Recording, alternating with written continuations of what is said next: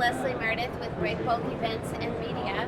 We're here in Houston at Breakbulk Americas, our 27th year, and I'm joined by Phyllis Kulkarni of IPA, who gave our keynote address, address this morning. So thank you, Phyllis.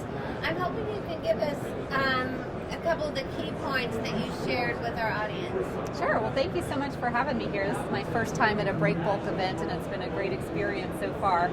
I gave a forecast of where we expect capital expenditure to be heading over the next couple of years, both by region and by industrial sector. So sort of painted a picture about where we're seeing the most capital project activity today and where we think things are heading in the next couple of years.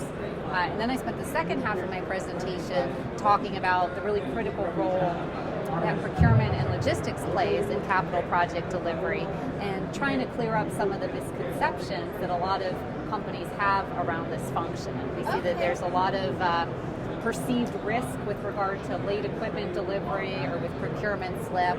And so I showed some data about how a lot of times any slip is really driven by factors upstream of the procurement function. Well, that's interesting. Let's go back to give us an idea of where you see investment, the slow areas, and the areas that perhaps hold more promise. Okay, great. Definitely the market outlook is not too rosy right now. We see a lot of our economic indicators are flat, and we're not forecasting any dramatic recovery anytime soon. The good news is the chemical sector is quite strong. We're seeing a significant amount of investment continue in the U.S. Gulf Coast. There's still a number of mega projects currently underway with more to come over the next few years. So we see the Gulf Coast should remain pretty stable in terms of a reasonably high level of capital project activity. We also see the chemical sector is pretty strong in Europe, as well as China. Although demand from China has slowed down, they still have a pretty sizable middle class, and so we're still seeing a good amount of project investment in the chemical sector there. Now, have you looked at Southeast Asia? We do see, that's a great question. In terms of outside of China, we do see fairly steady capital investment in Asia. In fact, when I put together our forecast by region over the next couple of years, the two parts of the world that really stand out are the U.S. and Asia, where we expect to see a lot of investment heading over the next couple of years.